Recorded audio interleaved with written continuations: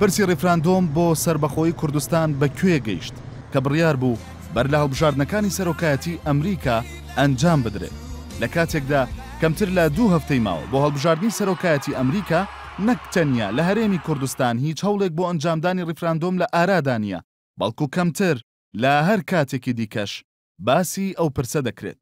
لە ماوەی 1 ساڵی ڕابردوودا بەرپرسانی پارتی دیموکراتی کوردستان و میدیاکانی سەر بەو حیزبە ڕۆژانە و زیاتر لە هەر لایەنێکی دیکە پێداگریان لەسەر ئەنجامدانی ڕێفراندۆم دەکرد، بەڵام ماوەی 2 مانگێک دەبێت بەرپرسانی پارتی و میدیاکانی ئەو حیزبە بەو گەرم و گوڕی جارانەوە باسی ڕێفراندۆم ناکەن.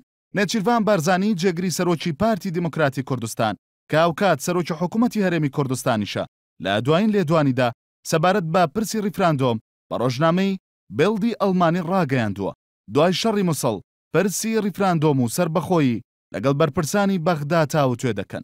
ئەم لێدوانەی نێچیروان بارزانی پێچەوانەی لێدوانەکانی پێشووتری بارزانی بە پێی لێدوانەکانی پێشووتری بارزانی بێت لە ئێستادا هیچ پاساوێک نییە بۆ دواخستنی ڕێفراندۆم، نە شەڕی مووسڵ و نە قەیرانەکانی هەرێم و نە ناڕازیبوونی وڵاتانی دراوسێ و وڵاتە زلهێزەکانیش.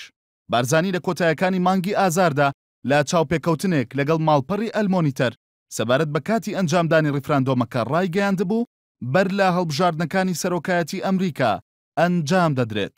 بارزانی لە هەمان چاوپێکەوتندا سەبارەت بە ئەگەری دواکەوتنی ڕێفراندۆم بۆ دوای شەڕی مووسڵ دەڵێت ئاساییە سربەخۆیی ڕابگەێنین و مووسڵیش ئازاد نەکرابێت چونکە ئەو دوو بابەتە هیچ پەیوەندیەکیان پێکەوە نییە. لەبارەی قەیرانەکانیشەوە وتبووی سربەخۆیی لە پەرلەمان و قەیرانەکان گەورەترە. سەبارەت بە نەبوونی زەمینەی لەبار بۆ ئەنجامدانی ڕێفراندۆمیش بارزانی لە مانگی شوباتی 2016دا لە ڕاگەیەندراوێکدا ئاماژەی بەوەدا بوو کە مایی سەر سوورمانە هەندێک کەس لە ناوخۆی هەرێم باز لە دواخستنی ڕێفراندۆم و زەمینە سازی دەکەن.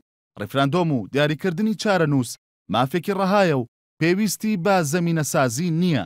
هەر لەو ڕاگەیەندراوەدا بارزانی سەبارەت بە ناڕازیبوونی وڵاتانی دیکە دەڵێت ئەگەر گەلی کوردستان چاوەڕی ئەوە بکات خەڵکی دیکە مافی سربەخۆیی وەک دیاری پێشکەش بکەن ئەوە هیچ کاتێ سربەخۆیی بەدەست نایەت. لێرەدا پرسیار ئەوەیە سەرباری ئەوەی بارزانی پێشتر لە لێدوانەکانیدا پرسی ڕێفراندۆمی یەکلایی کردبەوە و هیچ پاساوێکی بۆ دواخستنی نەهێشتبەوە ئەی بۆچی لە کاتی خۆیدا ئەنجام نەدرا؟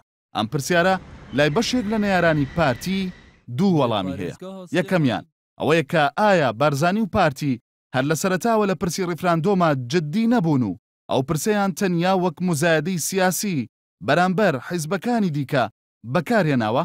دووهەمیشانەوەیە کە بارزانی و پارتی پرسی ڕێفراندۆمیان وەک کارتێکی فشار بەرامبەر بەغدا بەکارهێناوە کە بەوتەی ئەوان جددی نەبوونی بارزانی لەسەر ئەنجامدانی ڕێفراندۆم ئەو کارتەش لە ئێستادا لای بەغدا بۆتە کارتێکی سوتا و بەو پێی بەغدا دڵنیایە بە پێی هاوکێشە ناوخۆی و ناوچەی و نێودەوڵەتەکان بارزانی و پارتی توانای بەکارهێنانی ئەو کارتەیان نییە لە دژی بەغدا.